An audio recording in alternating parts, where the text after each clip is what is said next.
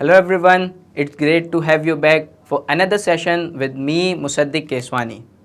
Last time we talked about the basics of sustainability, like why it is crucial and how IFRS S1 sets the foundation for all sustainability related financial disclosures.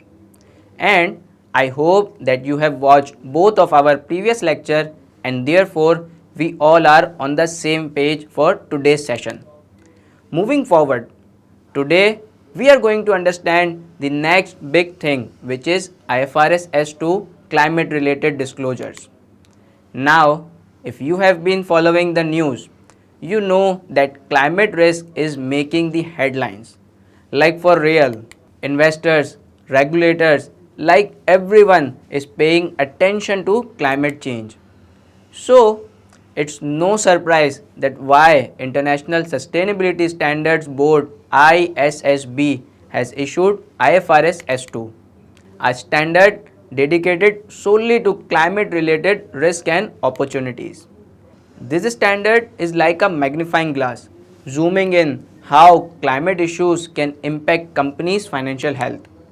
Before going towards the identification and disclosure of these risks and opportunities, we shall understand how IFRS S2 breaks down these climate related risks into two main categories.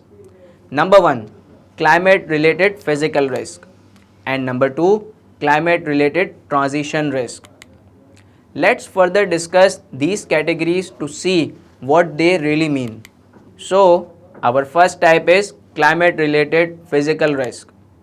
Think of these as immediate and tangible negative effect of the climate change on the entity.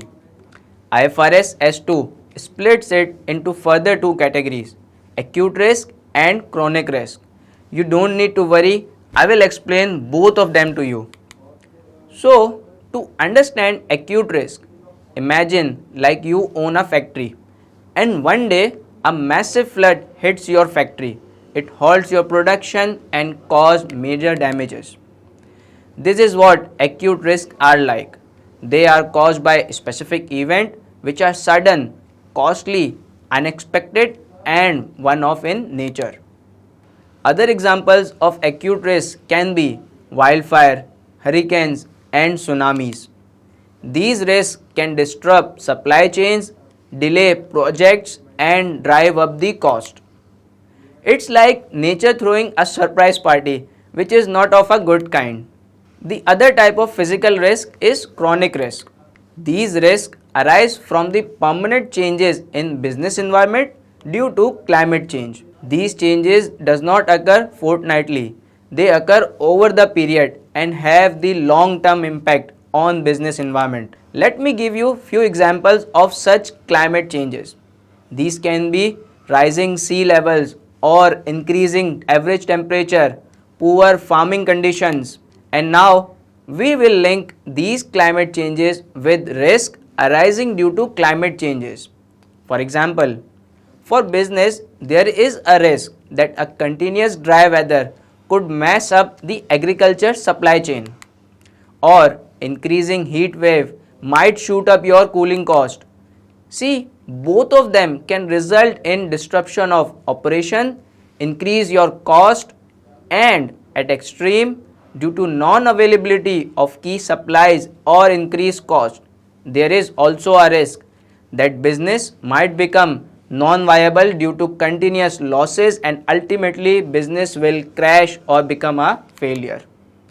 Overall, these chronic changes can make operation more expensive and unpredictable in long run.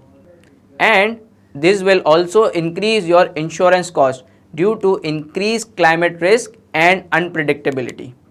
So now we have understood the first type of climate related risk, that is physical risk. Now moving forward towards the second type, that is climate related transition risk. These risks arises when business seek transition towards a lower carbon economy. It is like switching from a gasoline powered SUV to an electrical car. And to do that, you would need to consider the cost, the nature of technology and what your surrounding will perceive. Here is how IFRS S2 categorizes these transition risks. Number 1. Policy and legal aspect. Say your government introduces a carbon tax and suddenly your company's cost will become higher because of the new taxes imposed on its greenhouse gas emissions, and this will hit your profitability hard. Number 2. Technological and market risk. This risk is about adapting to new technologies or changing market demand.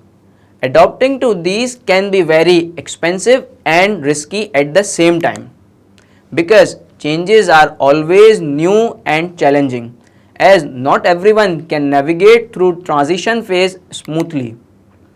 It can also be the case that your company does not respond to change at all, or your competitors are quicker to adopt greener and cleaner technologies, and you stay behind the market and will ultimately lose your market share. And here we have the last category of transition risk, that is reputational risk. These risks are solely referred to what will people think. Let's say if your company is seen ignorant to climate issues, you might face criticism for consumer, investors, or even activists. To understand it better, imagine your brand taking a hit because you are viewed as not doing your part to save the planet. Alright, let's move forward. Now, the question arises that how does the company figure out which risk and opportunities to disclose? As per IFRS S2, they should apply the same principle of relevance and materiality that we discussed with IFRS S1. If a risk or opportunity is significant enough to impact company's financial health, it needs to be disclosed, as simple as it is. So, now let's move towards the crux of this standard, that is disclosure requirements under IFRS S2. Just like IFRS S1, IFRS S2 uses the four core aspects of disclosure. Number 1, governance. Number 2, strategy. Number 3, risk management. And number 4, metrics and targets. But here is a little twist. It tailors these aspects specifically to climate related issues. Let's discuss them one by one. Governance. In case of IFRS S2, entity shall be reporting that who is overseeing these climate related risks and opportunities. Is there a team or committee that reports directly to the top executive? How often do they meet to discuss these issues? Next, we have strategy. So, as per IFRS S2, entity is required to disclose that how is your company's business strategy is influenced by climate related risk and opportunities. For example, if you are a car manufacturer and due to climate changes and concern about the emission of carbon, whether you are investing in electrical vehicle to keep up with the market demand or not, the entity shall disclose that how its strategy fits into its overall business plan. After strategy, next we have risk management. This covers how you identify, assess and manage the climate related risk. For example, whether a company is using scenario analysis to see how different climate outcomes could impact the company's business. What data are you relying on for these assessment? And in last, we have metrics and targets.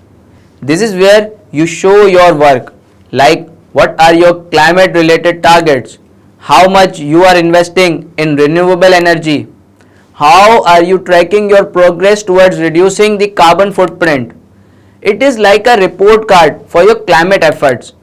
Let's also touch on a couple of critical and connected areas related to IFRS S2. First, we have greenhouse gas emissions.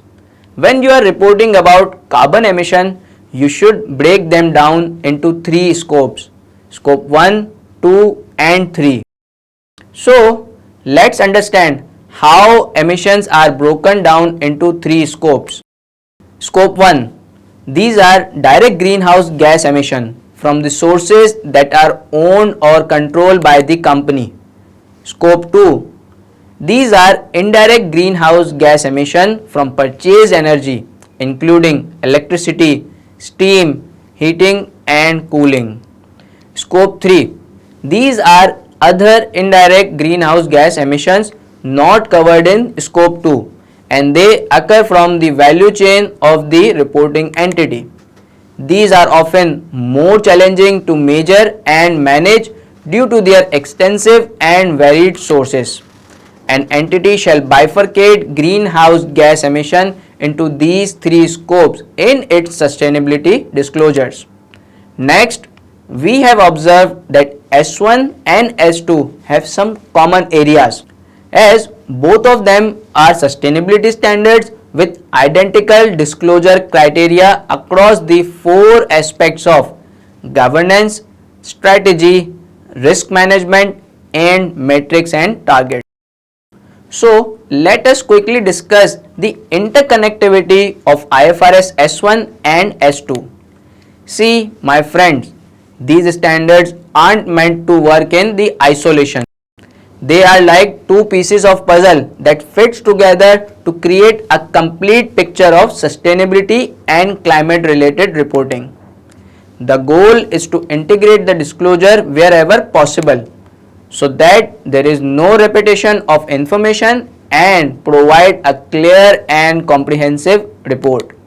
It is all about clarity while maintaining the efficiency at the same time. And that's it for today, my friends. We have unpacked IFRS S2, explored that how it focuses on climate related disclosure and also connected it back to the broader area of IFRS S1 framework. In our next lecture, we will discuss about sustainability standards and how they shape corporate reporting even further. Until then, keep applying the knowledge of these standards to the real world. Thanks for joining and I will see you in the next session. Take care.